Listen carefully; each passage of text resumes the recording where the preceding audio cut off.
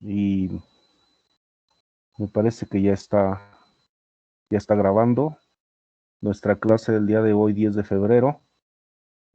Voy a compartir pantalla.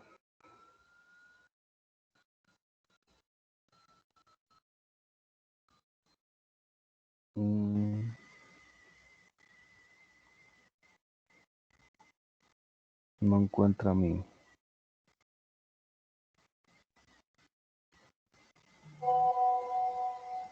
Vamos a ver, me está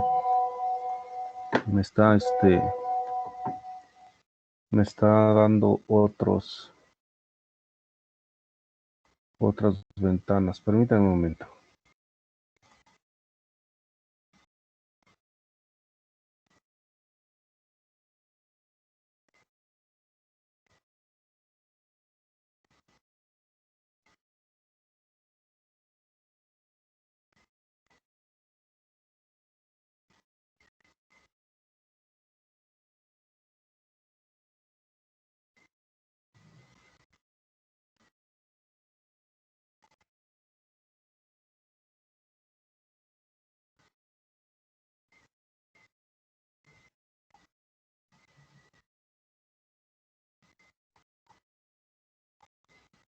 Bien, vamos a ver.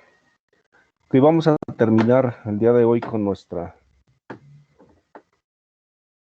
tema de flor y floración.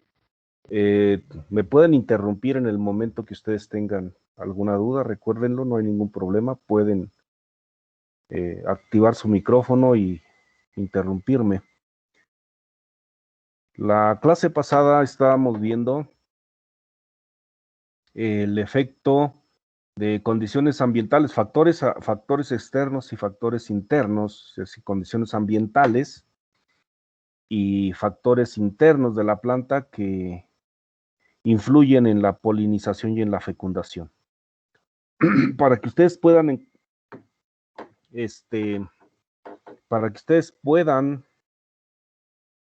relacionar estos factores que están en esta diapositiva que vimos la clase pasada, necesito que por favor recuerden lo que sucede en cada uno de los pasos de la polinización y la fecundación. Uno es la polinización, es el acarreo del grano de polen al estigma. Recuerden que cuando hablamos de solamente polinización, se puede dar sin ningún problema polinización entre un pino y un maíz, ¿sí? Una planta de maíz, no hay ningún problema. La polinización es solamente el acarreo del grano de polen hasta el estigma.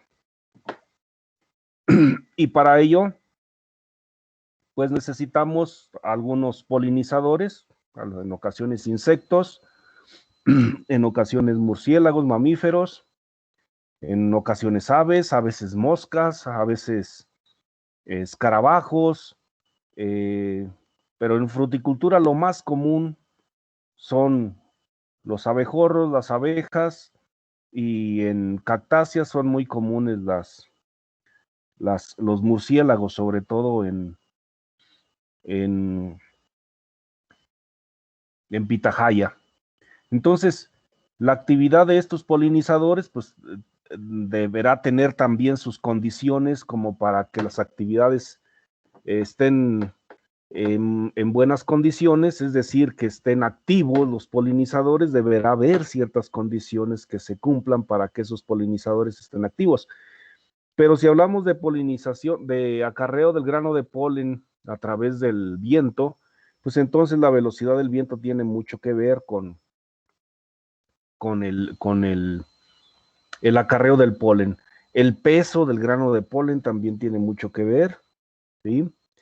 Y la morfología de la exina del grano de polen, es decir, las ornamentaciones que tenga el grano de polen y su eficiencia en el movimiento o en el acarreo que tiene el viento gracias a estas ornamentaciones en la exina.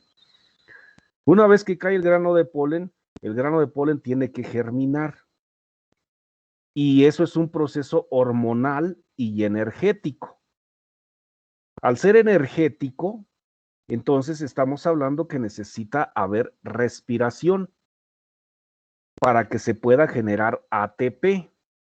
Y para ello, pues se necesitan carbohidratos, porque ustedes recordarán que la respiración mitocondrial, que es la que tenemos los eucariontes, en este caso las plantas, pues necesita de glucosa para que pueda romperse y pueda entrar al proceso de respiración en la mitocondria. Entonces, los carbohidratos son importantísimos en la germinación del grano de polen. La humedad es importantísima para que crezca el tubo polínico, para que empiece a crecer el tubo polínico, para que se dé pues la germinación, para que la intina, que es la membrana que está debajo de la exina, pueda empezar a crecer. Y para ello, o sea, se necesita humedad. La humedad, a final de cuentas, entra por la membrana a través de ósmosis. Y esa humedad, agua, moléculas de agua, entran por potencial hídrico, específicamente el potencial osmótico, el potencial de solutos, entra a la vacuola porque estamos hablando de una célula, tiene que haber vacuola. La vacuola entonces empieza a incrementar su dimensión y empieza a generar presión sobre la membrana y de esta manera va a empezar la germinación. ¿Sí? La vacuola entonces genera una presión sobre la intina, pero para eso necesita agua. Entonces el crecimiento de la germinación y crecimiento del tubo polínico necesitan de agua para que se pueda realizar. Además, necesitan de un balance hormonal. ¿Sí? Principalmente giberelinas son muy importantes para que se pueda dar el alargamiento celular, giberelinas y auxinas. Entonces, estamos hablando aquí de varios factores y la respiración, que es un proceso enzimático que va a generar el ATP, la energía para el crecimiento del tubo polínico. Esta respiración es un proceso enzimático que tiene que ver con temperatura, es decir, hay temperaturas muy específicas para la enzima de la respiración. En resumen, si se incrementa la respiración, si hablamos de un rango entre los 5 grados y los 38, 40 grados centígrados, en ese rango, lo que se sabe es que hay un punto específico para las enzimas, pero en general se habla de que si se incrementa la temperatura, se incrementa el proceso de respiración. Hasta cierto momento, obviamente, en el que las enzimas salen de su rango de temperatura y entonces la respiración se disminuye al incrementar la temperatura. Entonces la temperatura será muy importante para la velocidad de la respiración y por lo tanto la velocidad con la que se sintetiza ATP en las mitocondrias del tubo polínico, porque el tubo polínico es, vuelvo a insistir, es una célula que está creciendo. ¿Sí? Recuérdenlo, el tubo polínico es una de estas dos células. Una es el núcleo generativo y la otra es el núcleo del tubo polínico. Entonces, tienen vacuola, tienen mitocondria. De hecho, esta es una de las células con mayor cantidad de mitocondrias que tiene una planta. ¿Y por qué? Pues por la gran cantidad de energía que se necesita durante la polinización. Entonces, la temperatura es muy importante para la velocidad de respiración y por lo tanto para la velocidad con la que se sintetiza ATP, que es lo que a final de cuentas nos va a dar la energía para que se esté dando el crecimiento. Una vez que el tubo polínico llega a través del micrópilo hacia una de estas tres células y arroja sus gametos en una de ellas, en una de estas tres células, a esa célula la consideramos la ovocélula, que es la que va a recibir los gametos. Alguna vez les mencioné, en realidad no se sabe cuál es la ovocélula, simplemente al parecer puede ser cualquiera de las tres, que es la que va a recibir los gametos. Entonces la que reciba los gametos, pues es la que va a formar el embrión, el cigoto, pero tal parece que cualquiera de las tres tiene las mismas posibilidades de recibir los gametos. Nosotros estamos acostumbrados a llamarle a una ovocélula y a las otras llamarle células acompañantes, pero en realidad, al parecer, no hay diferencia entre ellas y cualquiera de las tres puede ser la ovocélula. Por lo tanto, las otras dos pues, serán las células acompañantes que en algún momento se van a desintegrar después de la fecundación. Bien. Para que esto se pueda dar, para que se pueda dar la unión de gametos, debe haber reconocimiento de los gametos que lleva la célula generativa del grano de polen. Entonces, porque acuérdense, el grano de polen tiene dos células, una célula generativa, que es la que lleva los gametos, y la otra, la célula del tubo, que es la que controla todo el metabolismo para el crecimiento del tubo polínico.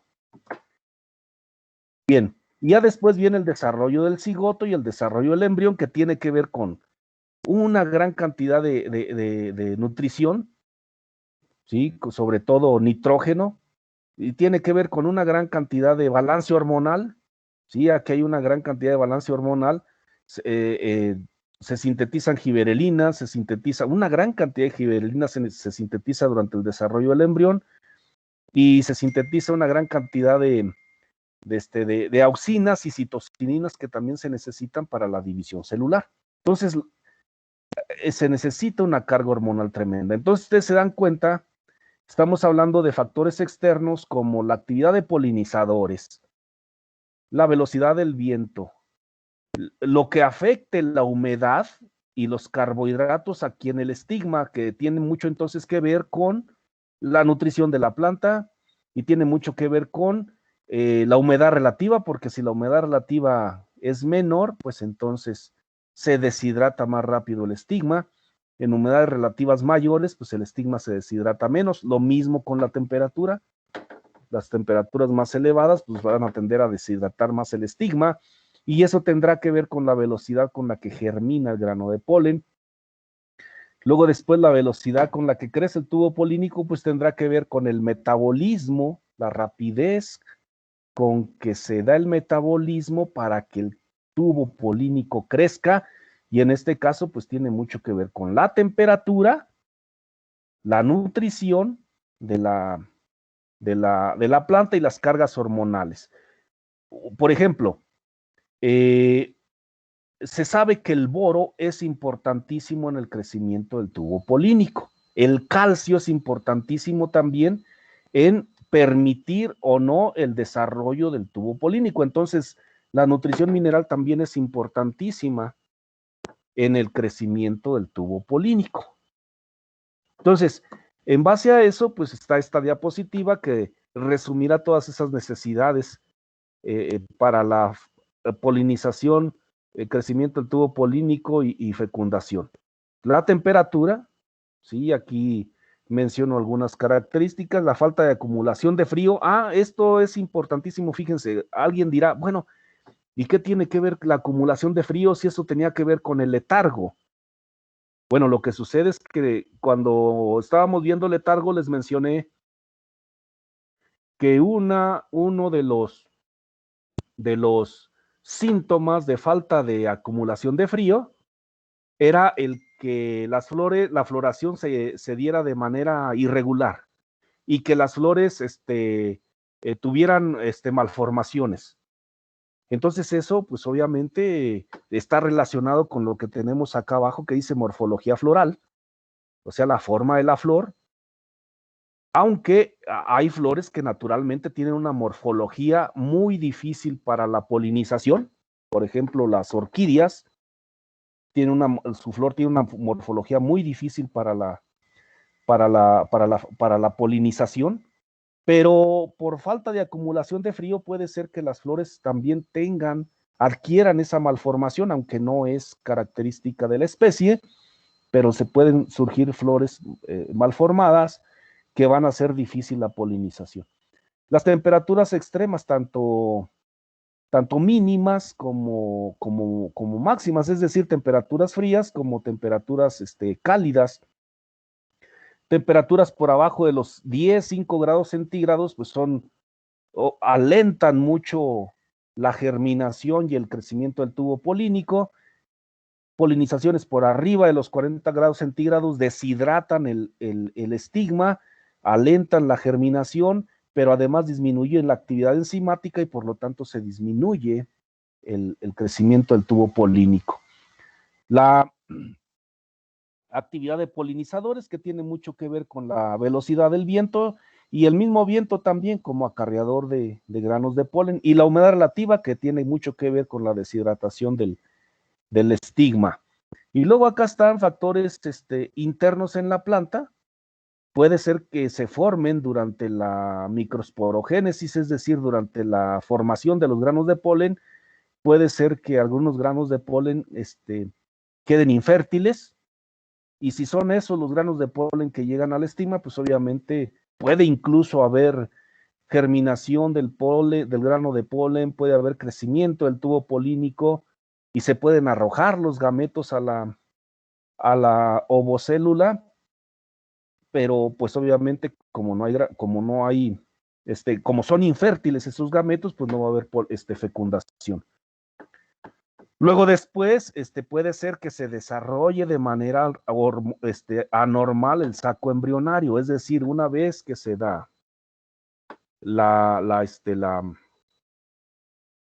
formación que se está dando, la formación del óvulo, puede ser que el saco embrionario, ustedes recordarán que es esto, ¿sí? El saco embrionario está formado por esto que le llamamos megaspora, que está formada por estas 3 células que les mencioné, células acompañantes, ovocélula, esta que le llamamos célula madre del endospermo, y estas otras 3 células que están acá que se llaman antípodas. Todo esto es el saco embrionario. En ocasiones, al igual que los granos de polen pueden desarrollarse de manera estéril, esto también por problemas hormonales puede ser que esto también se desarrolle de manera inapropiada y por lo tanto el saco embrionario pues no permita que se dé la fecundación y por lo tanto pues no se va a dar desarrollo de la semilla. Puede ser que se dé desarrollo del fruto, pero no de la semilla. Es algo que vamos a ver después en el siguiente tema que tiene que ver con fruto. Luego después, o puede ser que se dé un evento que es común, por ejemplo, en aguacate, ahorita vamos a platicar de él, que se llama dicogamia, es decir, que las estructuras femeninas de la flor desarrollen en un momento diferente al que desarrollan las estructuras masculinas, y así vamos a tener, por ejemplo, estigmas receptivos, pero no granos de polen listos para fecundar, para anteras listas para abrirse, o bien al revés, anteras que se están abriendo, pero estigmas que no están receptivos. Eso se le conoce como dicogamia. Es una alteración en la coordinación de la apertura y receptividad de las estructuras sexuales de la flor.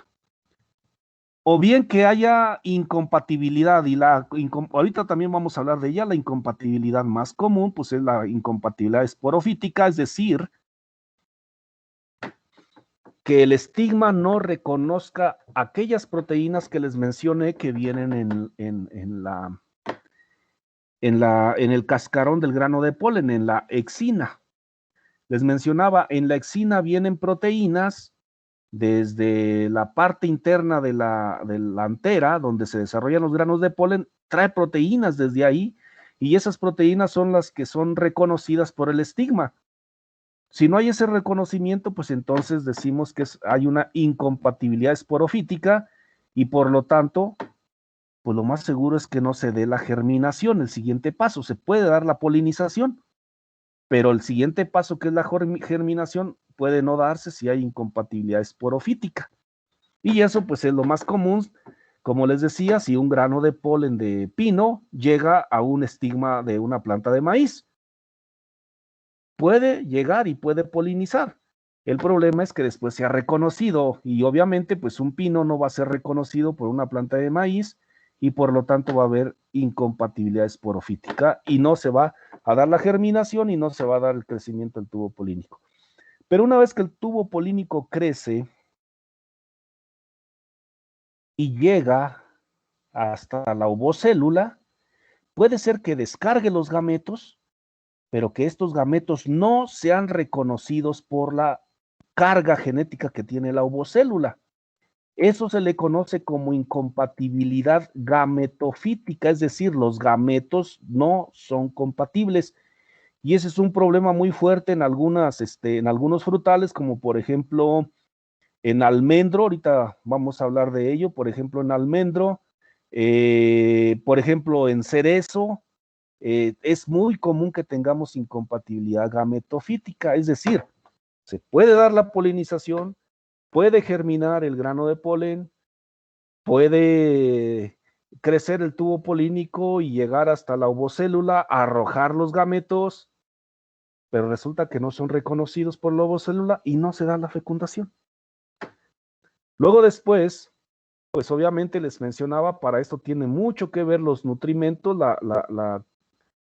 las condiciones nutrimentales de la planta. Les mencionaba, el boro es importantísimo, por ejemplo, para el crecimiento del tubo polínico, ¿sí? Y por lo tanto, el calcio también es importantísimo para el crecimiento del tubo polínico.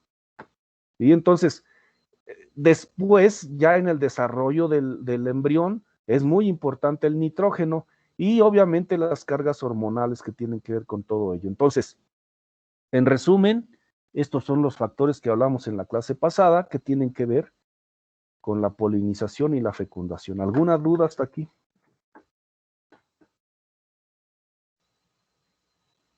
¿No? No, profe. Ok, si no, entonces les mencioné unas gráficas de pistache donde comparan, un estudio en donde comparan diferentes especies de pistache y sus diferentes requerimientos de temperatura para germinación del grano de polen y para el crecimiento del tubo polínico. En general estamos hablando, como les decía por aquí en este cuadro, que es algo más o menos relacionado con estas gráficas, pero aquí ya son más especies, más estudios. Este cuadro les mencionaba, por ejemplo, si se dan cuenta, la germinación del grano de polen, estamos hablando que las temperaturas adecuadas están entre los 15 y los 25 grados centígrados, ¿sí?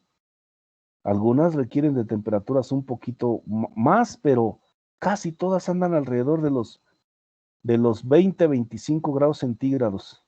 Arriba de los 30, ya estábamos teniendo problemas para la germinación del grano de polen, si se dan cuenta.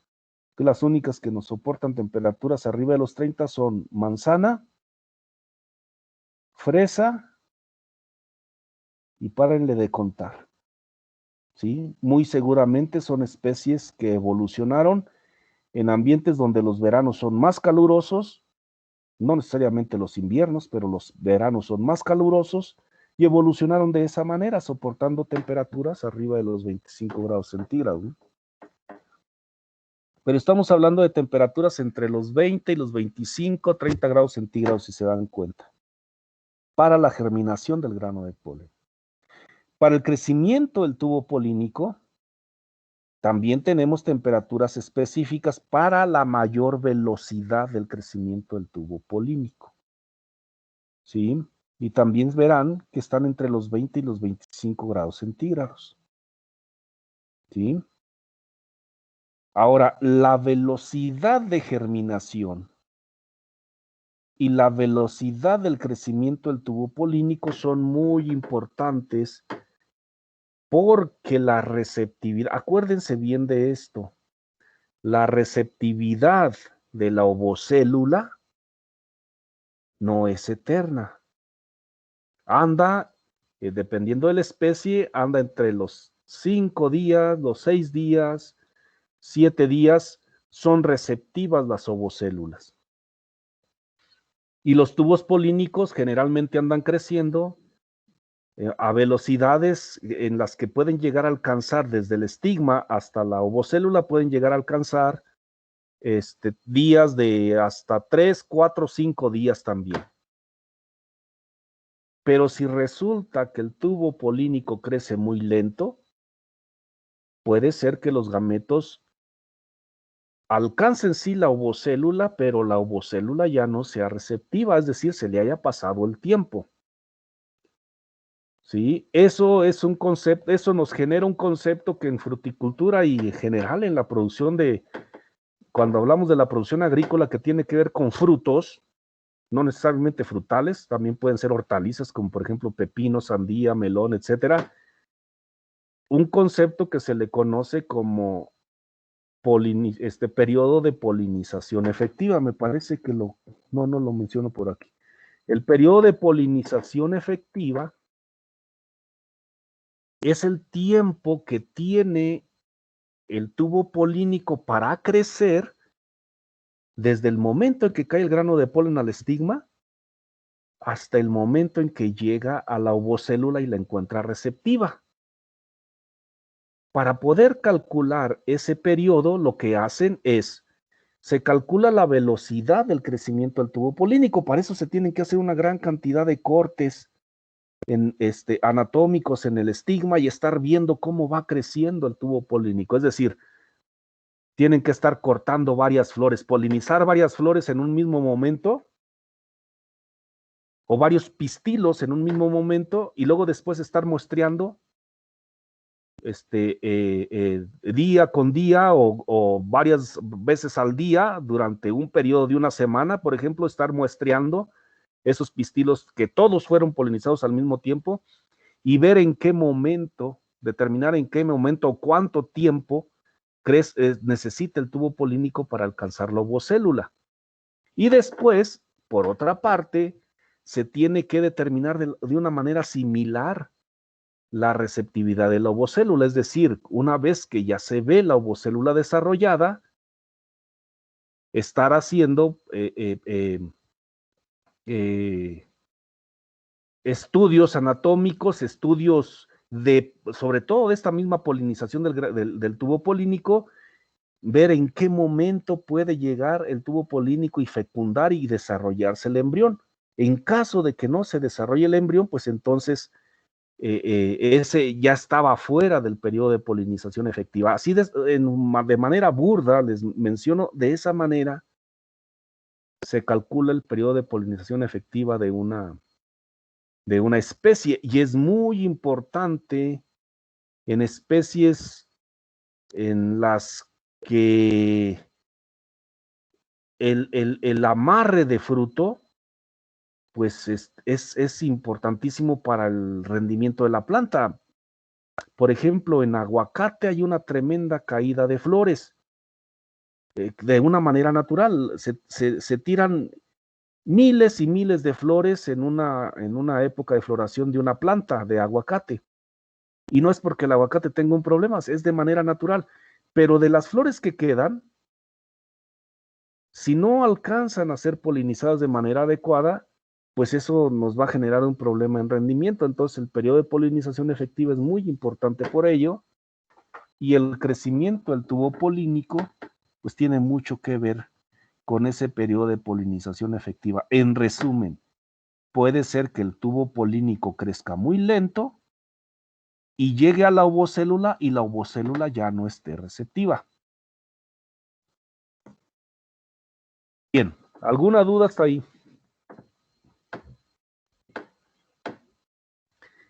Esto que está aquí es el fenómeno que les mencionaba de dicogamia, en este caso en aguacate.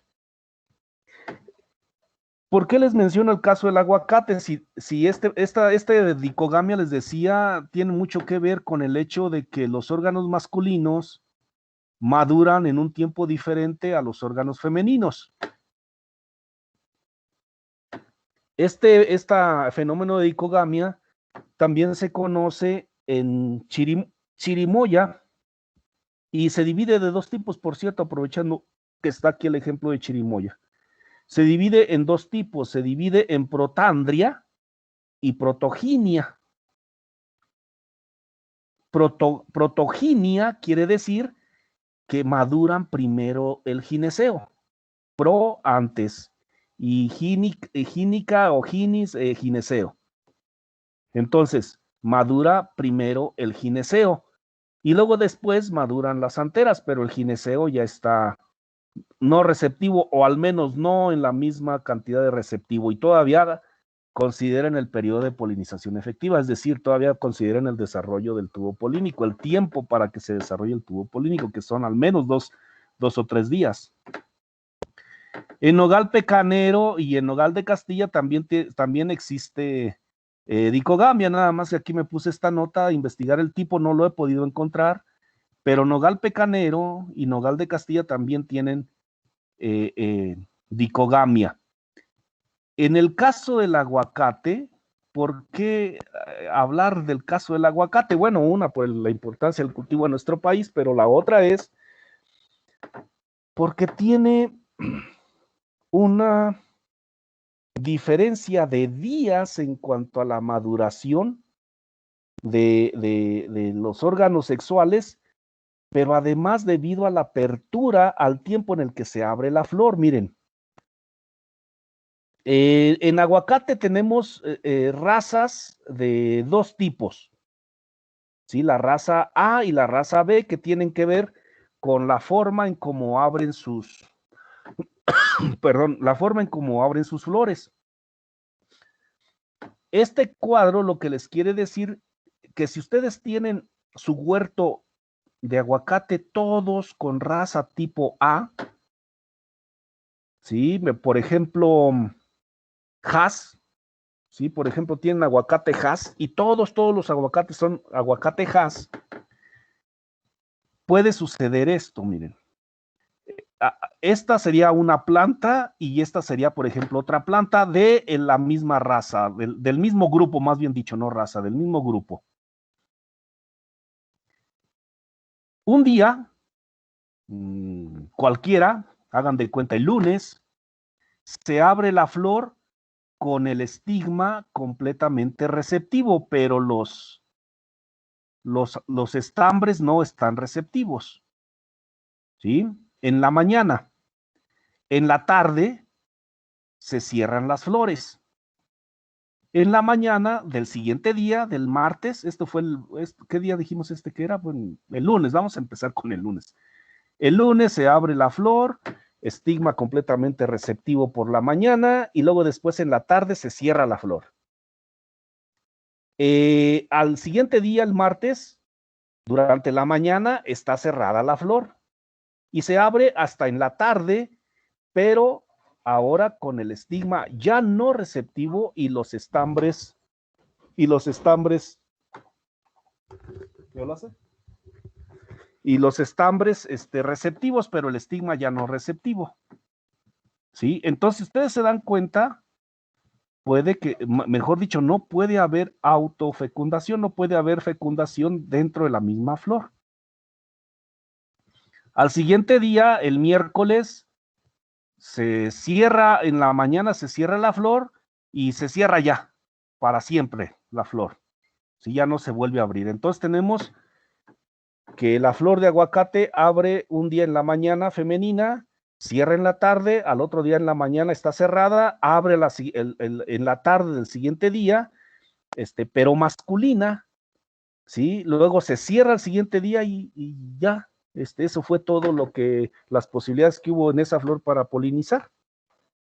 Bien, en la raza tipo, si ustedes tienen puros aguacates de este tipo, pues ¿qué es lo que va a suceder? Que en la mañana siempre van a tener, hagan de cuenta, esta es una planta, esta es otra planta, en la mañana siempre van a tener flores femeninas y en las tardes van a tener flores masculinas, ¿sí? Y eso, aunque hay un lapso, obviamente, de tiempo en el que pueden coincidir la receptividad de la flor femenina y los estambres maduros de la flor masculina, pues se reduce el tiempo de polinización efectiva. Se reduce más bien el tiempo de polinización. El tiempo probable de polinización se anda reduciendo alrededor del mediodía. ¿Sí? Entonces, pues eso genera problemas de fertilización, de polinización, de fecundación, más bien dicho, de fecundación de flores. Bien, veamos el otro grupo, por ejemplo, en el que tuviéramos, por ejemplo, fuerte, ¿sí? Aguacate fuerte. En este caso, si se dan cuenta, el lunes, ¿sí? Abre la flor femenina. Si se dan cuenta, esta es una protoginia, es decir, el primero abre la flor con el gineceo maduro y hasta después abre con el con el androceo maduro. Y vean aquí este grupo B. El lunes por la tarde abre la flor con el estigma receptivo, maduro, pero con los estambres no. Se cierra un poco durante la noche, pero en la mañana se vuelve a abrir. Y ahora con el estigma no receptivo, pero los estambres sí, ahora sí, maduros. Durante la tarde se cierra y pues ese es lo último que hubo de la flor abierta, es decir, la flor solamente abre durante la tarde y la mañana. Según este esquema, ahorita les voy a decir las modificaciones que puede haber. Bien. Luego, entonces, estamos teniendo plantas, si tuviéramos puras plantas de cultivar fuerte en nuestra huerta, estaríamos teniendo plantas masculinas durante la mañana y femeninas durante la tarde. Igualmente, el lapso para que se polinicen entre ellas, pues es muy reducido alrededor del mediodía. Entonces, en este tipo de casos, cuando tenemos dicogamia, como el caso de aguacate, ¿qué es lo que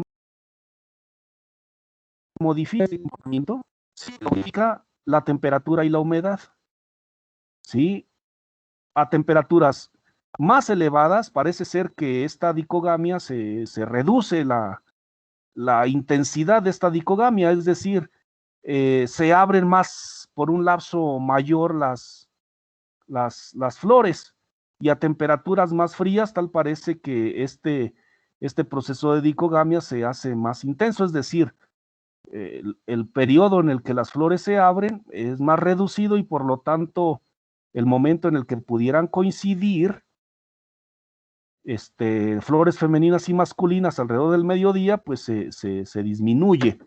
Entonces, esas son condiciones que nos hacen modificar estas características de dicogamia. Ahora, en esos lugares en donde esos lugares medios fríos y húmedos, donde esta dicogamia es muy pronunciada, es decir, está bien definida, lo que se hace es utilizar polinizadores, árboles polinizadores. Es decir, tener, por ejemplo, alrededor de unos 20 árboles, así en las condiciones en las que nosotros tenemos nuestras huertas, que son árboles grandes y a densidades bajas. Generalmente se recomienda que tengamos entre 20 y 30 árboles productores por cada árbol que le llaman aquí macho, es decir, el macho, el donador de granos de polen. ¿Qué es lo que va a suceder ahí? Pues ahí vamos a hacer coincidir el estigma de con el donador, tanto en la mañana como en la tarde. Si ustedes se dan cuenta, si tuviéramos, por ejemplo, aquí muchos árboles como productores, hagamos de cuenta de esos 20 aguacates productores del grupo A, hagan de cuenta Hass, en la mañana se abrirían su flor con su estigma receptivo, y al tener un aguacate entre 20, un aguacate donador, el B, entre 20 productores, pues donador abriría su flor con los estambres maduros y podría polinizar a los aguacates productores. Entonces, esa es en el caso de aguacate, esa es la razón por la cual se habla de tener entre la huerta de aguacates productores, tener entre la huerta aguacates donadores. También va a haber producción de aguacate donador, pero ese no es nuestro objetivo, pues, en nuestra huerta comercial. Nuestro objetivo es el productor. Entonces, todo depende de ustedes qué variedad quieran. Si quieren tener, si ustedes van enfocados su producción a tener aguacate Hass, pues tengan aguacate Hass como productor y tengan un donador por cada 20 árboles en una huerta grande. ¿Cuál sería la proporción bajo cubierta en donde las densidades de plantación se incrementan y donde tenemos pues aguacates encerrados dentro de un invernadero o dentro de un túnel? Pues muy seguramente por las dimensiones que se tienen de los invernaderos, hagan de cuenta, imagínense el invernadero 6 que ustedes conocen allí en San Ignacio. Imagínense el invernadero 6, todo completo de aguacates. Ahí ustedes necesitarían probablemente ¿qué serían? Mínimo, unos 4 aguacates donadores, distribuidos dividan al invernadero en cuatro partes, y exactamente en el centro de cada cuadrante ustedes pondrían un aguacate donador. En áreas más pequeñas, ahí sí, necesitaríamos investigar si con uno, si con dos. Estas son cuestiones que todavía no conocemos claramente. Se saben de huertas, de producción tradicionales, convencionales, pues más bien dicho, en donde tenemos bajas densidades y árboles grandes, ¿no? Pero el caso es ese. Ustedes necesitarían, o muy seguramente van a necesitar, de polinizadores, de donadores de polen, en su huerta de aguacates productores. Si ustedes lo que quieren es fuerte, por ejemplo, pues entonces se lo van a ver como el productor y van a tener un aguacate Hass por cada 20 aguacates fuerte, ¿sí? Al contrario, si quieren ver Hass como productor. ¿Alguna duda hasta ahí?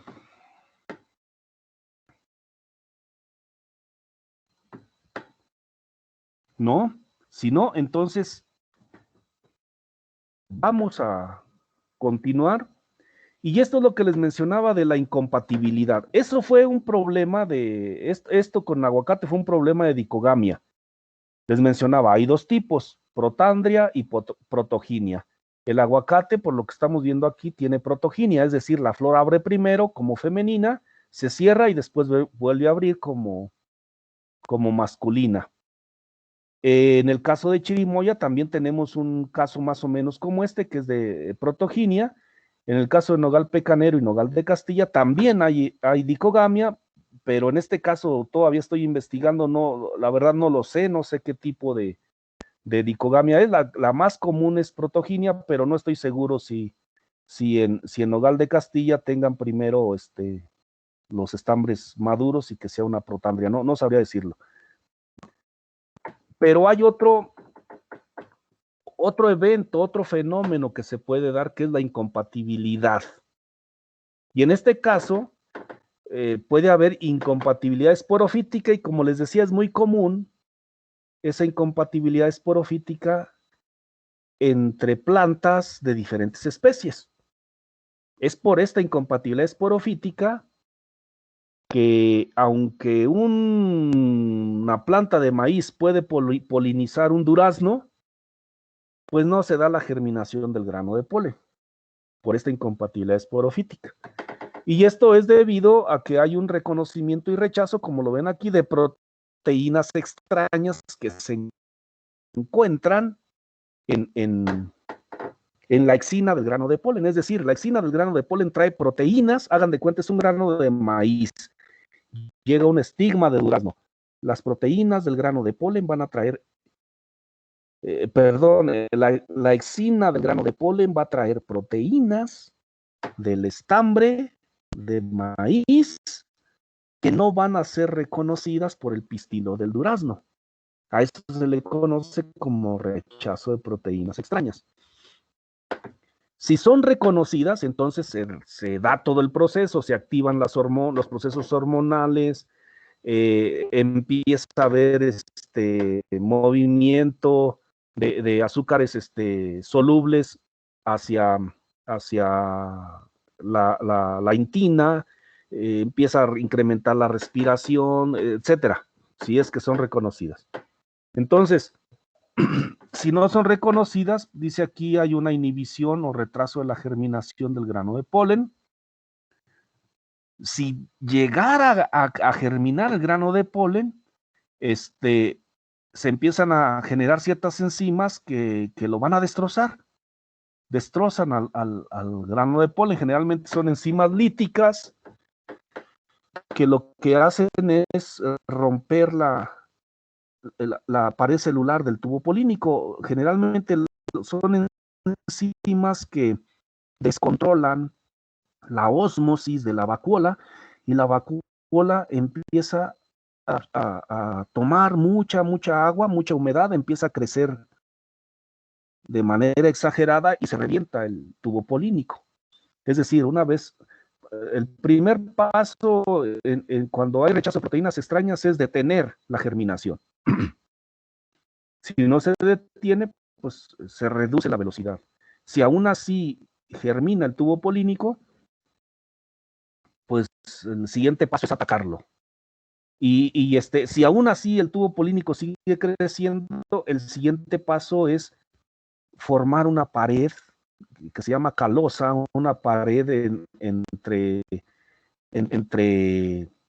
las células por las que va a crecer el tubo polínico, se forma una pared hecha de calcio muy dura, que no va a permitir que crezca el tubo polínico. Todo eso sucede si hay incompatibilidad esporofítica. Luego en ocasiones, en el mejoramiento convencional, me refiero a los mejoradores que andan haciendo polinización de diferentes especies, si ven que puede existir este problema dentro de una misma especie, o si quieren hacer híbridos interespecíficos, algunos de ellos tienen que sortear este tipo de problemas. Y lo que usan es, dice aquí, por ejemplo, usar polen de reconocimiento, es decir, hacen una mezcla del polen que quieren con el polen que es realmente reconocido por el pistilo. Y eso puede ser que les ayude a generar reconocimiento y que pueda germinar y crecer el tubo polínico de la especie que queremos que fecunde. ¿Cómo nos aseguramos que realmente fecunde la especie que yo quiero? Pues generalmente lo que se hace es utilizar granos de polen estériles, o sea, los granos de polen que van a ser reconocidos, que sean estériles, para que simplemente jueguen el papel de ser reconocidos por el estigma. Y los que no serían reconocidos, esos sí tienen que ser fértiles para que pueda crecer el tubo polínico. Algunos genetistas también lo que hacen es desnaturalizar esas proteínas que lleva la exina, esas proteínas extrañas. ¿Y cómo las desnaturalizan? Pues, tratamientos de ácido, de alcohol, que obviamente pues tienen sus concentraciones y sus tiempos adecuados para que el grano de polen esté en contacto con esas soluciones, para poder desnaturalizar esas proteínas extrañas, pero sin dañar al grano de polen. Otra acción que hacen los genetistas, por ejemplo, es remover el estilo, porque es en el estilo, en el estigma precisamente, donde se da ese reconocimiento. Entonces se remueve el estilo y se ponen granos de polen pregerminados para que el tubo polínico crezca en lo que resta del estilo y el ovario. Y esto de concentraciones elevadas de CO2 tiene que ver con la desnaturalización de proteínas tapetales. Entonces, esto de la incompatibilidad esporofítica, pues sería muy seguramente no les causaría a ustedes problemas en la huerta si realmente están teniendo las variedades y las especies adecuadas para cultivo. Esto más bien sería un problema que tendrían que sortear los genetistas por si es que sí quieren hacer cruzas interespecíficas, por ejemplo, o quieren hacer cruzas entre materiales que no se reconocen. Bien, eso es incompatibilidad esporofítica. Pero les había mencionado, una vez que el grano de polen es reconocido y que el tubo polínico crece y llega hasta la ovocélula, todavía puede ser que la ovocélula reconozca o no los gametos que van en el tubo polínico. Y ahí entonces viene otro fenómeno muy común en fruticultura o que genera problemas en algunas especies de fruticultura que se llama incompatibilidad gametofítica. Es decir, los gametos son incompatibles. Y para poder explicar esto, necesito que consideren autopolinización y polinización cruzada. Muy seguramente muchos traemos el concepto de que la autopolinización es la fecundación entre flores de una misma planta y que la polinización cruzada es la fecundación de flores de diferentes plantas. Pero aquí les voy a pedir que la autopolinización, que en lugar de hablar de plantas, hablemos de cultivares, de variedades. Es decir, que la autopolinización sería el cruzamiento o la fecundación de flores de la misma variedad, independientemente si son plantas diferentes. Si son de la misma variedad, lo vamos a considerar autopolinización. Si se polinizan de diferentes variedades, le llamamos polinización cruzada. ¿Sí? Diferentes variedades, polinización cruzada, aunque sean de la misma especie. Para esto de incompatibilidad gametofítica necesito que lo consideremos así. Entonces,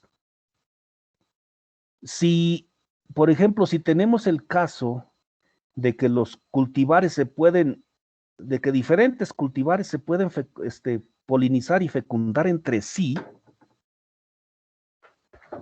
a eso le llamamos cultivares autofértiles o autocompatibles. Esto de autofértiles es un concepto que ya se está olvidando porque da la idea de que si son infértiles o autoestériles, que quiere decir que pues no formarían flores, pero en realidad no es eso, en realidad es que no son compatibles los gametos, o sea que sí pueden formar frutos, pero todo depende del gameto que llegue, ¿no? Entonces más bien el concepto adecuado es compatibilidad. Entonces, si los cultivares o variedades, ¿sí ubican ustedes la diferencia entre un cultivar y una variedad? ¿Quién me dice la diferencia entre un cultivar y una variedad? A ver, piénsenlo tantito, permítanme un momento.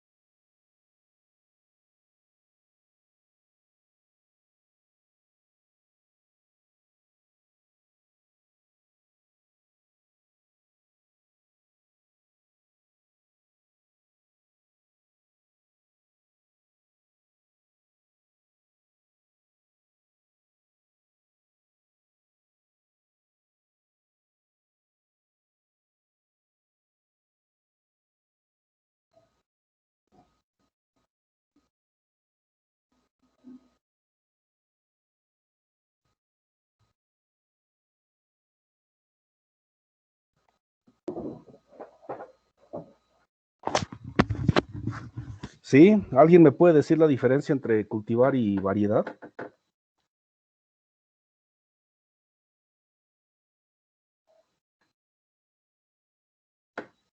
¿Nadie?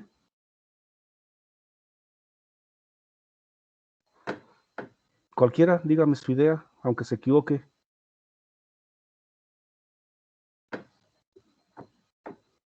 Profe, ¿Sí?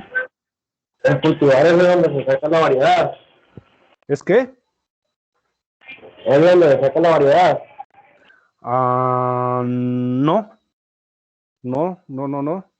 O sea, entiendo que me dice que el cultivar es de donde se obtiene la variedad. Sí, pues el Eh, cultivar es de donde se seleccionan diversas plantas, ¿no? Y ya de ahí es de donde se genera. ok, aunque no. Vamos a ver quién más le intenta. ¿Quién más le intenta? Yo, No importa que se equivoquen. ¿Quién? Ajá. bueno, pienso yo que dentro de una variedad puede haber varios cultivares. O sea, los cultivares pertenecen a una variedad, pero están adaptados por sus características a ciertas zonas. Escogen plantas con ciertas características dentro de una variedad, Ujú. y las reproducen vegetativamente. O bueno, Mm, también, ok. también Ajá, por también semilla que. pudiera ser. Que también por semilla pudiera ser. Pero Ok, pues son plantas dentro de una variedad que tienen ciertas características específicas. ok. ¿Alguien más? ¿No? Miren, cultivar y variedad son el mismo nivel taxonómico, es decir, es como si compararan especie con especie, género con género, familia con familia. El cultivar es un nivel taxonómico, una jerarquía taxonómica, o la variedad, hablemos de la variedad, es una categoría taxonómica que está debajo de la especie. Yo creo que todos ubicamos eso, la especie está formada por variedades, es decir, si la especie tiene diversidad, esa diversidad es muy bien definida y se mantiene en diferentes ambientes, le llamamos variedad. Bueno, el cultivar es lo mismo, solamente, espero que me entiendan esto, solamente que la variedad se le llama variedad cuando surge de manera natural y se le llama cultivar cuando surge en mejoramiento genético. O sea, es lo mismo, solamente que el cultivar surge en el mejoramiento genético y la variedad surge de manera natural. ¿Sí? Entonces, por eso es que luego en ocasiones nos confundimos y hablamos de variedades, la variedad de fresa tal, cuando en realidad el concepto adecuado es cultivar, o mejor dicho, el término adecuado es cultivar. La variedad festival no deberíamos decirlo así, debemos decirlo el cultivar festival. ¿Sí? La variedad de aguacate Hass no deberíamos de llamarle variedad, deberíamos de llamarle cultivar. Si surgió de manera natural y lo único que hicimos fue seleccionarlo, entonces sí se le puede llamar variedad porque surgió en un proceso natural. Pero si surgió dentro del mejoramiento genético, le llamamos cultivar. Pero a final de cuentas es en la jerarquía taxonómica es el mismo nivel y por lo tanto simplemente pues es la forma en cómo se obtuvo. Incluso cultivar no viene de la palabra cultura, no viene de cultivar, es una palabra compuesta de dos palabras en inglés. Cultivated variety, me parece que se pronuncia variety, o sea, variedad cultivada, cultivated variety. Eso quiere decir cultivar, está compuesto por dos palabras que quieren decir variedad cultivada. Entonces eso es cultivar. Y no tiene nada que ver de cómo lo usamos o en dónde lo usamos, es más bien es una variedad que surge en el mejoramiento genético o es un grupo que surge en el mejoramiento genético. Entonces, espero no haberlos confundido más, pero es importante porque se van a dar cuenta que a veces digo cultivar y a veces digo variedad, o sea, nos confundimos incluso nosotros en ese sentido, pero tenemos que tratar de empezar a llamar las cosas como son. Bien, entonces, en durazno, por ejemplo, hagan de cuenta, tenemos el cultivar Florida Gold, el cultivar Florida Prince, el cultivar ¿cuál más? Pensemos en Florida Gold, Florida Prince, oro, y resulta que todos estos cultivares entre ellos se pueden polinizar y dar frutos sin ningún problema. Eso se le conoce como cultivares autocompatibles, es decir, entre los mismos cultivares se pueden polinizar y no hay ningún problema. Eso es algo muy común en una gran cantidad de cultivares de aguacate, en nogal, en chabacano, en durazno. Ahí están los ejemplos en letra azul. Bien.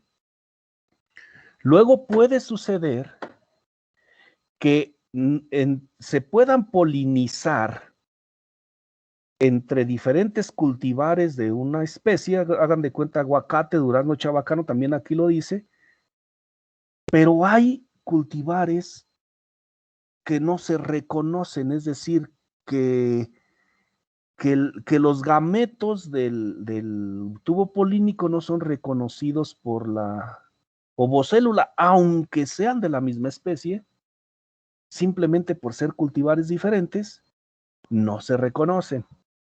Eso se le conoce como cultivares intercompatibles. Perdón, aquí estoy hablando de cultivares, a ver, ya medio me confundí aquí. El primer cuadro, que ustedes están viendo aquí, es el hecho que se pueden fecundar, polinizar y dar fruto entre las plantas del mismo cultivar. Hagan de cuenta Florida Gold polinizándose él mismo y generando frutos él mismo. Se conoce como cultivares autocompatibles. O bien, que puedan polinizar, fecundar a otros cultivares y también puedan formar frutos. Esto se les llama como cultivares intercompatibles, pero dentro de la misma especie. ¿Sí? Es decir, Florida Gold, durazno, polinizando a Florida Prince, durazno y formando frutos sin ningún problema. En este caso de especies o de cultivares compatibles, independientemente si son autocompatibles o intercompatibles, no tenemos problema en las huertas. Nosotros podemos tener una huerta de un solo cultivar, hectáreas y hectáreas de un solo cultivar y no tenemos ningún problema. ¿Sí? El problema es cuando empezamos a hablar de incompatibilidad gametofítica. Y aquí también tenemos de los dos tipos. Tenemos el tipo en donde, empecemos primero con esta que está acá, en donde donde se pueden polinizar, pero no se fecundan, no se reconocen los gametos entre diferentes cultivares de una misma especie. Es decir, el cultivar ana de manzana no fecunda, o al menos no con una alta porcentaje, a el cultivar Golden Delicious, por ejemplo. Entonces, ¿qué quiere decir? Yo puedo tener manzana y puedo tener en mi huerta dos variedades de manzana o dos cultivares de manzana, Ana y Golden Delicious, y muy comúnmente la fecundación va a ser entre Ana con Ana y Golden Delicious con Golden Delicious, porque son interincompatibles, es decir, aunque sean de la misma especie, no se fecundan diferentes cultivares. Eso es interincompatibilidad. Pero lo más lo más crítico está en el hecho de que siendo del mismo cultivar, puede ser que no se... ¿Sí? Entonces puede haber, aquí es donde hay germinación del grano de polen, hay crecimiento del tubo polínico, el tubo polínico llega hasta la ovocélula, arroja los gametos, pero no se da la fecundación porque no se reconocen los gametos y son del mismo cultivar. Esto sucede con cerezo y con almendro, por ejemplo. ¿Sí? A estos cultivares se les conoce como cultivares autoincompatibles, es decir, que ni siquiera dentro del mismo cultivar se reconocen. Y aquí, pues, igual que en aguacate, es muy importante que tengamos a las plantas productoras de fruto y por ahí cada cierto, dependiendo de la especie, cada cierta cantidad de plantas productoras, tener un donador de granos de polen, porque sí se pueden reconocer entre diferentes cultivares, pero no dentro del mismo cultivar. ¿Sí? Eso se le conoce como autoincompatibilidad. Entonces se dan cuenta,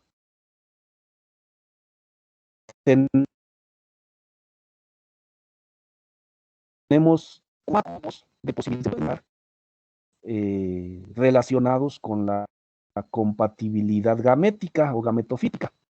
Los que no tienen ningún problema y se pueden reconocer gaméticamente entre los mismos tipos. ¿Sí? Aquí están los ejemplos: durazno, aguacate, chabacano, nogal. Y entonces en ese caso no tenemos ningún problema, podemos tener una sola, un solo cultivar en toda la huerta, ¿no? El caso en el que se pueden fecundar entre en una huerta, a menos que nosotros seamos genetistas, y entonces sí tenemos que tener cuidado con que no se nos contamine los plantas que estamos esperando que sean de ciertas características, ¿no? Entonces aquí sí, los genetistas hay que tener mucho cuidado en el hecho de tener varias plantas de diferentes variedades de una misma especie.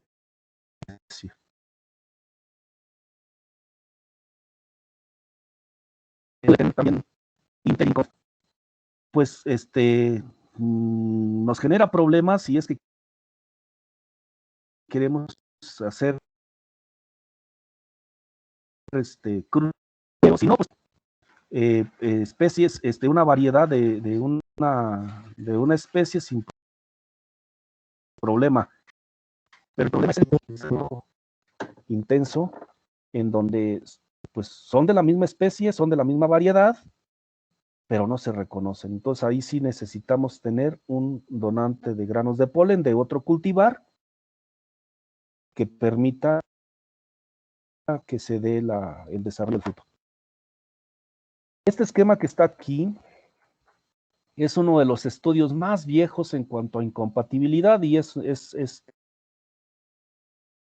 cerezo. En este caso es cerezo y son, si se dan cuenta, la combinación de dos, de tres, la combinación de tres cultivares en cerezo: Black Tartarian y Van. Estos que dicen aquí S3, le ponen el S3 porque es el gen de esterilidad, así le llamaban antes, le llamaban esterilidad, aunque vuelvo a repetir, no quiere decir que sean estériles, simplemente no son compatibles, pero así se le quedó el nombre al gen, así lo llamaron, el gen S3, el gen S4, S1, S2, etc. Y en estos estudios de cerezo, lo que se dieron cuenta es que los granos de polen pues pueden llevar la posibilidad de por ejemplo, el gen S3, el gen de esterilidad 3, el gen de esterilidad 4,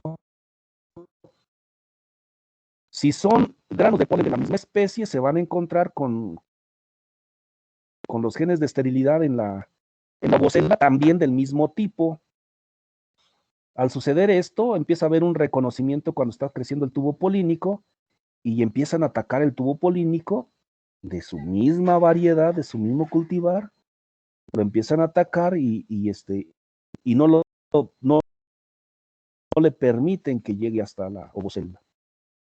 Si pusiéramos otra especie, otra variedad, por ejemplo la variedad Van, para granos de polen de Van y pistilos de Bing, pues Van traería los gametos de esterilidad S1, S1, S3, S3, pues los que van a ser reconocidos y rechazados son los S3, pero no los S1, entonces los S1 pueden crecer y fecundar. Por eso es que tener donadores de polen de diferentes especies nos permite que haya fecundación y que haya desarrollo de fruto.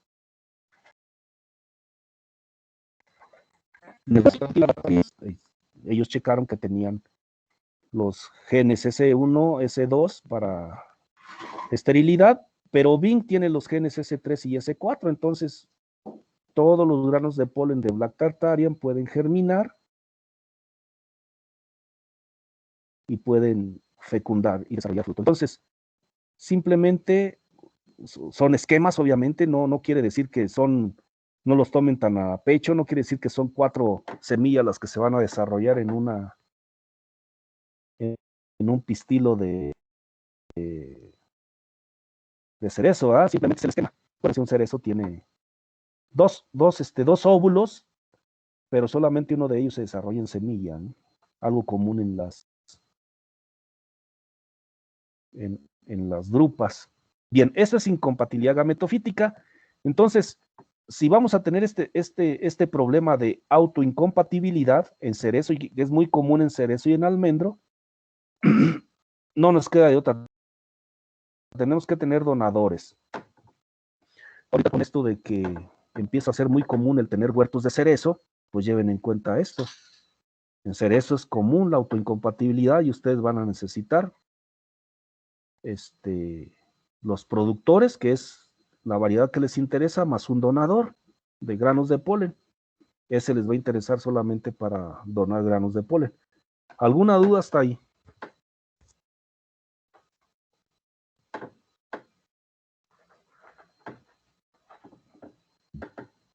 ¿No? Porque entonces les voy a pedir, ya tenemos material suficiente para hacer un examen, muchachos. Entonces, a lo largo de esta semana y de aquí hasta el miércoles, voy a estar poniendo actividades para que se vayan preparando para el examen. Y para el otro miércoles voy a abrir el primer examen. ¿Ok? ¿Alguna duda?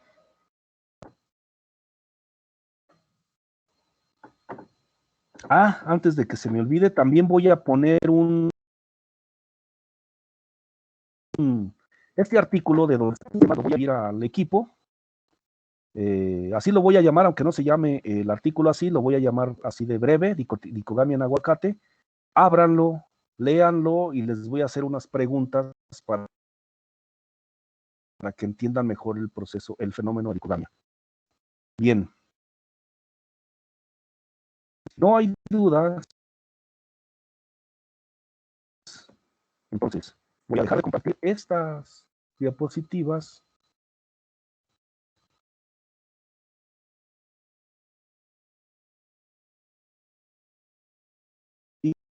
Y voy a abrir las otras diapositivas que tienen que ver con el desarrollo del fruto. Entonces, ya mencionamos que se desarrollan las yemas, que se desarrolla el fruto, que florecen, que se da la polinización, o sea, vamos llevando ese proceso. Desarrollo de yemas, apertura de flores, polinización, fecundación. Ahora vamos a hablar del desarrollo de fruto. Bien, esto es algo muy fisiológico, fisiología de desarrollo de frutos. Probablemente algunas cosas ustedes ya las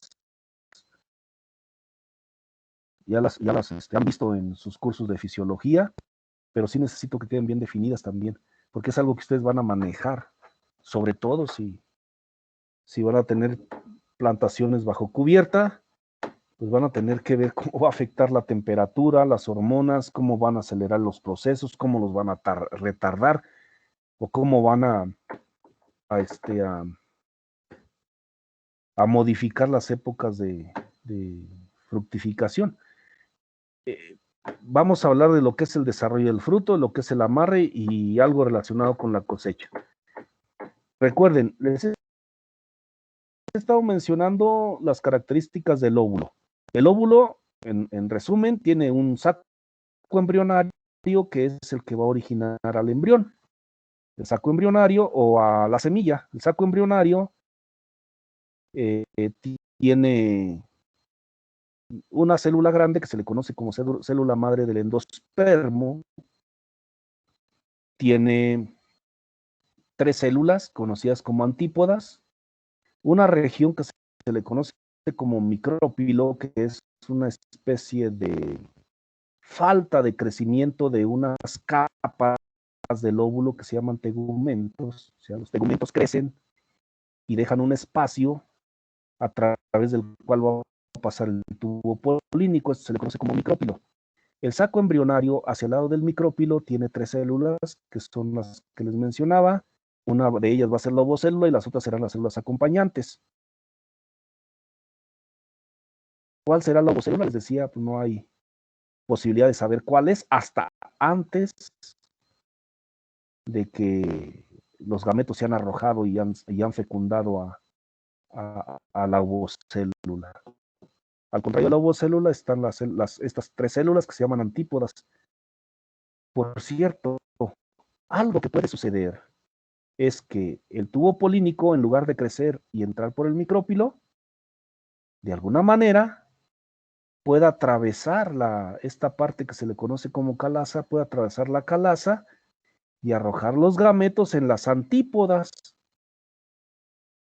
Y entonces la ovocélula no va a ser una de estas 3 células, sino la ovocélula, o sea, la que va a desarrollar el embrión, pues va a ser una de las antípodas. Bien. Una vez que se da la fecundación, entonces esto se empieza a modificar y la célula madre del endospermo originará el endospermo, que es reserva de alimentos para el embrión, que se originará de la ovocélula fecundada con el gameto del tubo polínico. Estos tegumentos formarán lo que son las testas de la semilla. Bueno, todo este óvulo va a formar la semilla, ustedes acuérdense. El óvulo, que es formará la semilla. Este formará la semilla. Y todo el ovario formará el fruto. Entonces, el micrópilo, estos tegumentos formarán las testas de la semilla. Si ustedes ubican una semilla de calabaza, la semilla de calabaza tiene una testa gruesa, que generalmente la tiramos cuando la estamos comiendo, y tiene una testa delgadita, tiene una capa más delgadita, una membranita delgada de color verde en muchas de las semillas de calabaza que se le conoce como tegmen. Las dos se le conocen como cubiertas seminales, crecen de aquí, de los tegumentos. Luego después está lo que es los cotiledones, que son parte del embrión, y el endospermo, ¿no? Entonces, y esta parte que se le conoce como funículo, que es la parte con la que la semilla se pega al eje del ovario. Bien, entonces, estas son las partes de la semilla y provienen entonces del óvulo, recuérdenlo, eso es algo que así rápidamente les pido que recuerden de sus cursos de preparatoria o de anatomía no sé si llevaron anatomía o algo ahí en sus primeros años de la especialidad. Bien, ¿y el fruto de dónde se desarrolla? Bueno, pues el fruto se desarrolla de lo que es la pared del ovario. ¿Sí? Este es la flor, me parece que de un durazno, parece de un durazno. Pues es la flor de una drupa. Les decía, tienen 2 óvulos, pero solamente uno de ellos va a ser la semilla. Entonces aquí está el estigma, aquí está el estilo, los óvulos se encuentran abajo y esta parte de la pared del ovario es la que va a formar parte del fruto.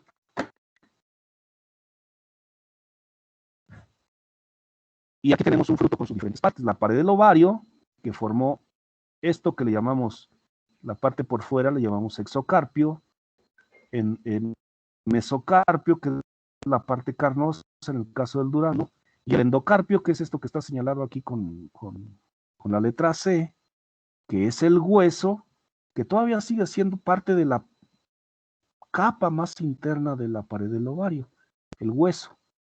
Y después adentro está lo que es la semilla, que eso sí proviene del ovario. Bien. En el caso de un hesperidio, de una naranja, de un cítrico, pues ustedes ven el fruto se desarrolla principalmente, vuelvo a repetir, de lo que es el ovario, y aquí ustedes van a encontrar este que dice eje central, pues es el eje central del ovario. Los óvulos van a formar las semillas.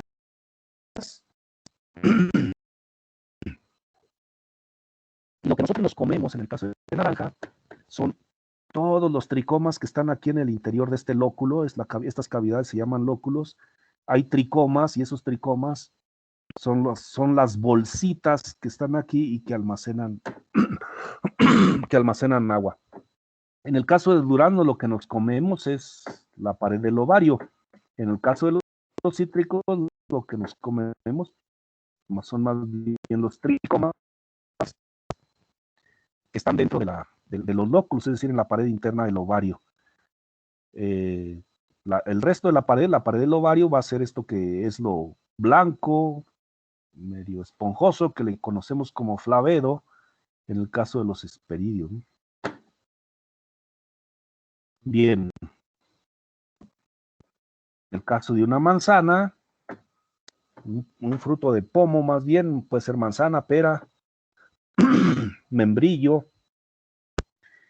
El fruto, es decir, lo que nos comemos es el engrosamiento de una estructura que se le conoce como hipantio.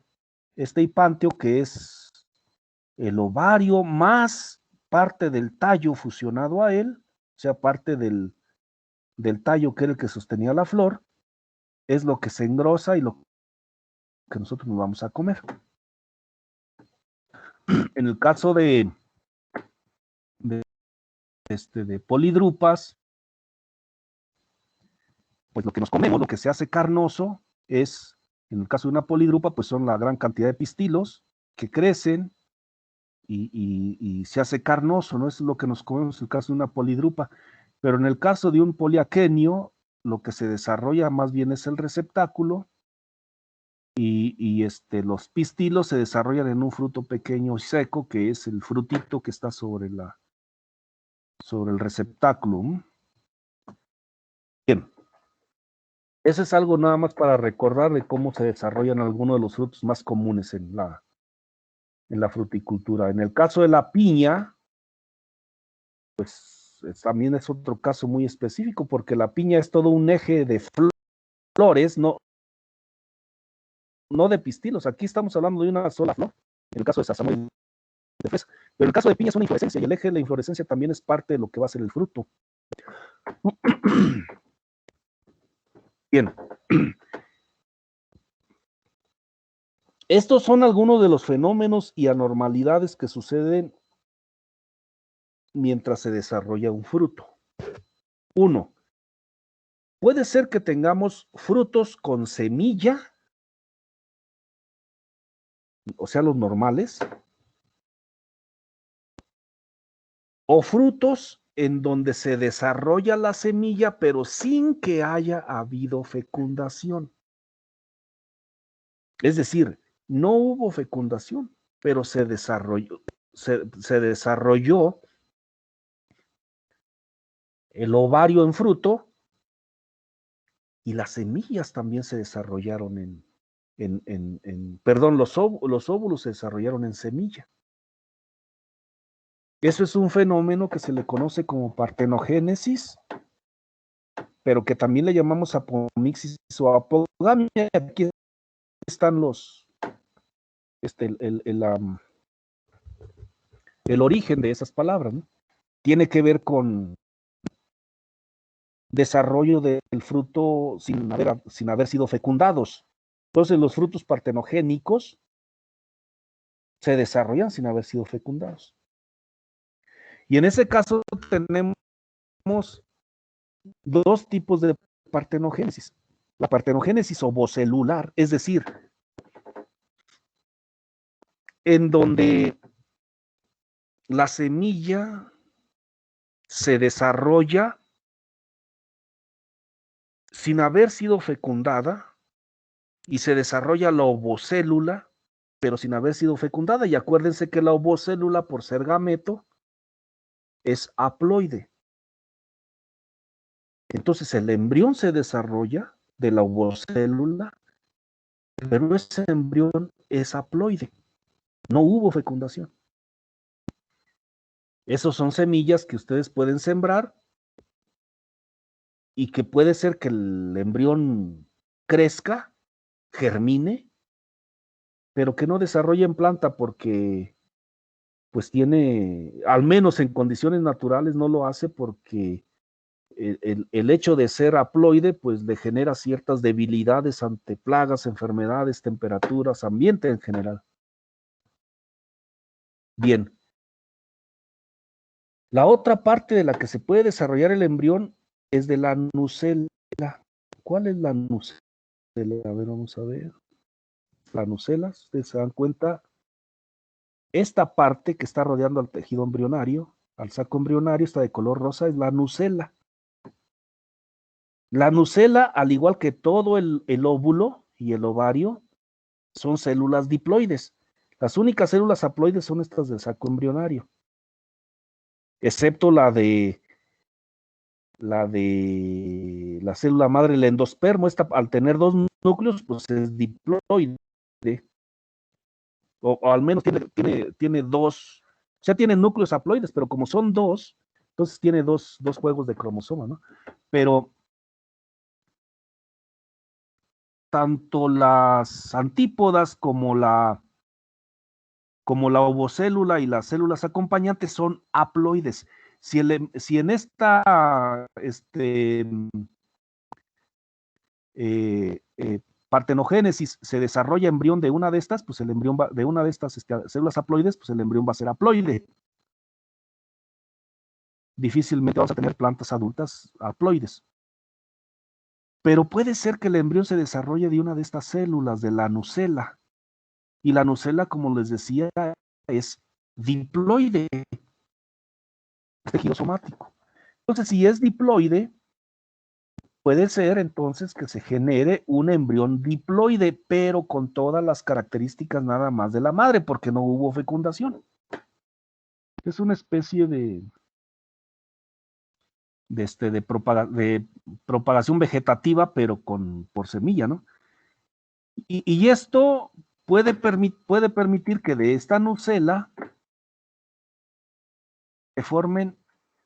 Existe, por ejemplo, un fenómeno en cítricos, en mango, por ejemplo, donde se pueden formar muchos embriones de varias de las células de la nucela. Eso se le conoce como poliembrionía.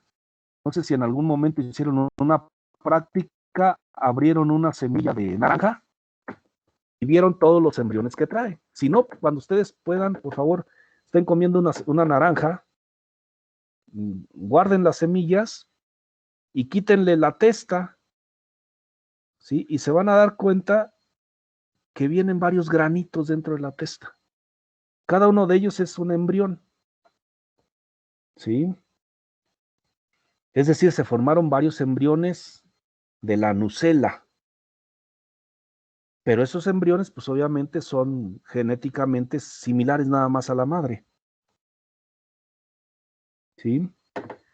Bien. El otro caso, me voy a brincar al número 3, ahorita les hablo del 2. El otro caso es el caso de la partenocarpia. En el caso de la partenocarpia, los frutos se desarrollan sin semilla. Este es probablemente un caso un poco más conocido de nosotros, porque pues la partenocarpia, por ejemplo, se da en el plátano, por ejemplo, ¿sí? En las uvas sin semilla, en algunas sandías sin semilla, por ejemplo, en la papaya sin semilla.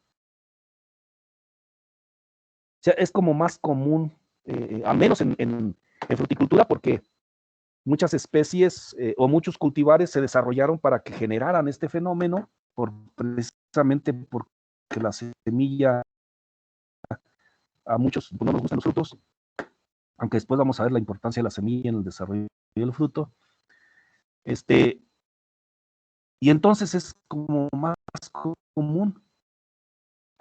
El plátano, por ejemplo, se fue seleccionando, fue habiendo selección artificial, de manera que los frutos pues ahora son sin semilla, pero eso no quiere decir que el plátano, que no exista plátanos con semilla. Los plátanos silvestres pues, tienen semilla. En este caso del desarrollo de frutos sin semilla existen de dos tipos. Esto que le conocemos como partenocarpia vegetativa, eso quiere decir que la planta crece y cuando llega a su madurez reproductiva empieza a generar flores y frutos sin semilla, de manera natural. Esa es su genética. Plátano, por ejemplo, es uno de ellos. Y la otra es la partenocarpia estimulativa. En este caso, en la partenocarpia estimulativa se necesita, ¿qué es la vegetativa? No hay necesidad de que haya un grano de polen cayendo en el estilo, en el estigma del pistilo. Pero en el caso de la partenocarpia estimulativa sí se necesita de un estímulo y ese estímulo es el grano de polen cayendo en el estigma. Puede ser que los siguientes pasos no se den, es decir, la germinación del grano de polen, el crecimiento del tubo polínico y la fecundación, puede ser que no se den, pero al menos sí se necesitaba el estímulo de la caída del grano de polen en el estigma para que se empezara a desarrollar el ovario en fruto. Y como no hay fecundación, pues no se desarrolla semilla. ¿Sí? En algunos casos, por ejemplo, en la uva esta Thompson Seedless, la uva sin semilla, es muy común que sí haya fecundación y se empiecen a desarrollar los óvulos, pero luego después se desintegran. Y por eso es que tenemos un ovario que fue estimulativo hasta la fecundación. Hay otros que son estimulativos solamente en la polinización y no necesita más. ¿Sí? Entonces, ¿se dan cuenta? Estamos hablando ahí entonces de dos fenómenos diferentes. Uno es el desarrollo de frutos con semilla, pero sin haber sido fecundados.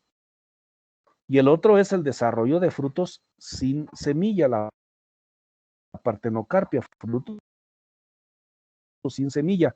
La partenocarpia es sin semilla, pero sin haber sido fecundados. O sea, los embriones se desarrollan sin haber sido fecundados.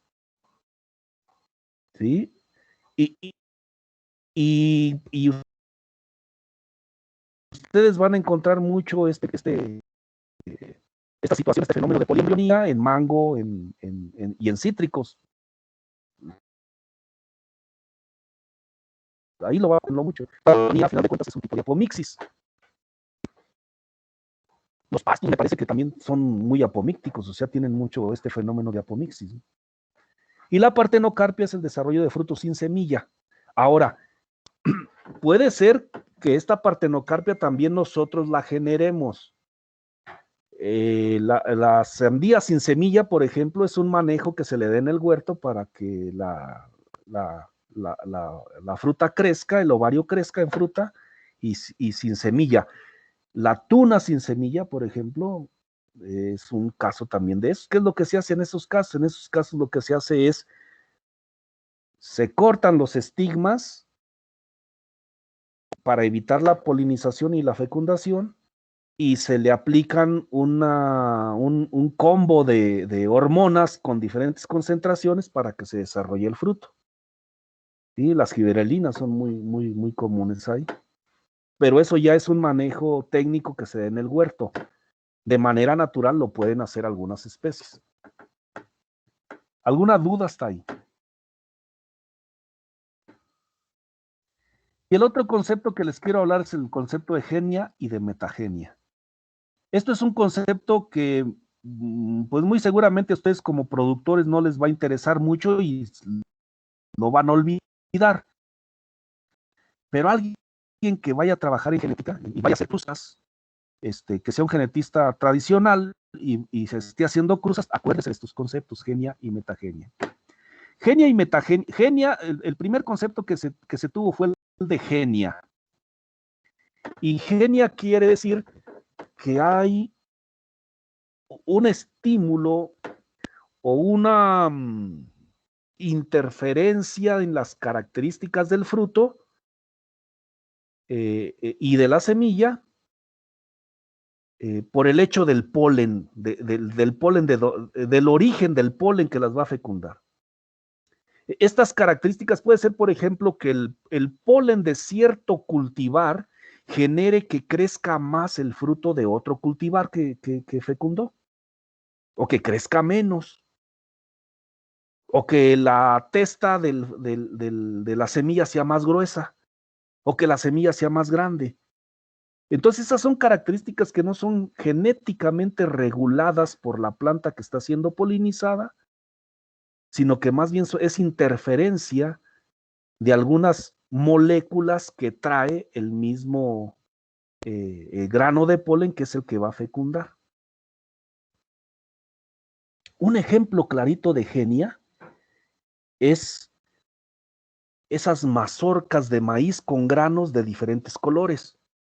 Es un ejemplo claro de genia. Allí, es más, ahí es donde se empezó a estudiar genia, donde empezó a surgir el concepto de genia, en el maíz y con los granos de diferentes colores. ¿Sí?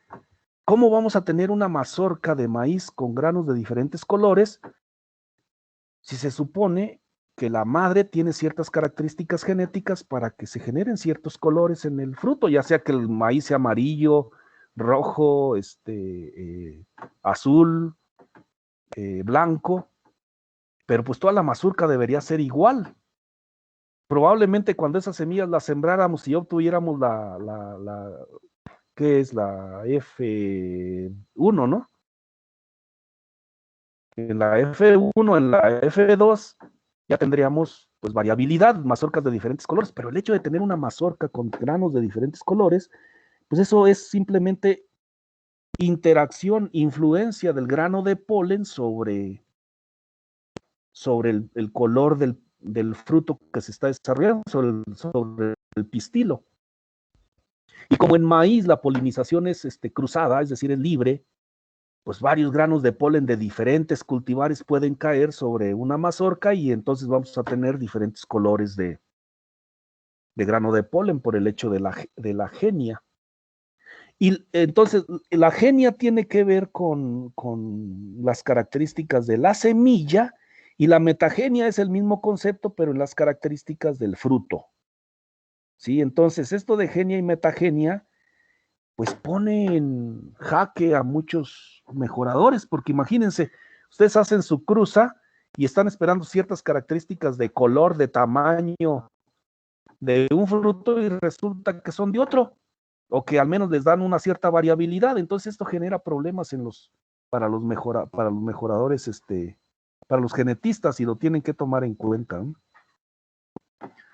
En el caso de fruticultura, ya están algunos casos documentados de genia y de metagenia. Por ejemplo, en Vaccinium ashei, ¿quién me dice que es Vaccinium ashei?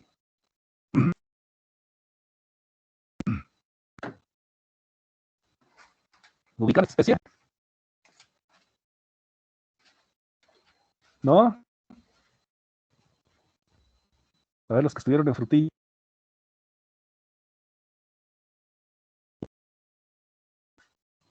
Maximilian Ashey. Es el arándano ojo de conejo. En el arándano ojo de conejo tenemos fenómeno de metagenia. El grano de polen puede modificar el periodo de desarrollo de fruto y el tamaño de fruto, el peso pues de fruto. En el caso de la avellana, tenemos los dos fenómenos,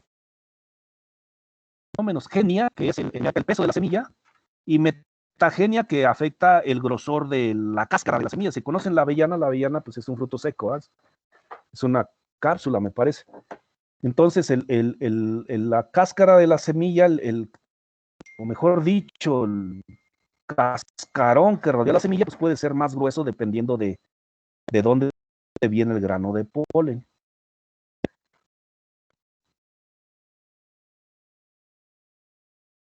En el caso del almendro, se afecta el sabor de la semilla dependiendo del origen del grano de polen. Este es un fenómeno de genia. En el caso del pistache, se puede afectar el desarrollo del periodo de desarrollo de fruto. Al afectar fruto, pues es metagenia. El peso de la semilla, al ser semilla, pues es genia. Y la manera en cómo se separa la semilla de la cápsula, eso es metagenia. En el DAN hay ejemplo de metagenia, si el grano de polen afecta el periodo de desarrollo de fruto.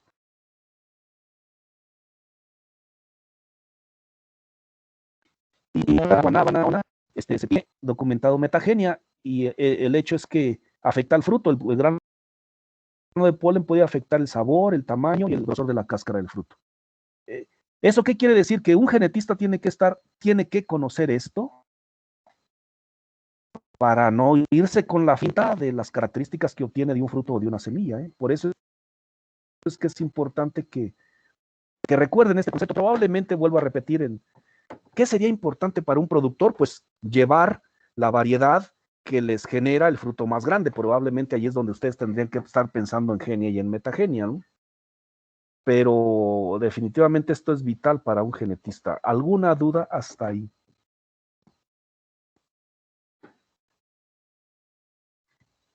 Porque después voy a hablar de lo que es desarrollo de fruto, y si no, me gustaría dejarlo hasta aquí. Les voy a pedir que estén atentos a las actividades que van a ir saliendo y que estén pensando que ya vamos a hacer el examen y que va a abrirse el examen dentro de 8 días. ¿Alguna pregunta? Chequen también las diapositivas, me parece que ya están ahí en el equipo, si no, ahorita las subo. Y vayan checando estas diapositivas, ¿sí? Todavía hay varias cosas que vamos a hablar de fruto. Bien, si no hay dudas, ¿hay alguna duda, no? Voy a dejar de compartir las diapositivas.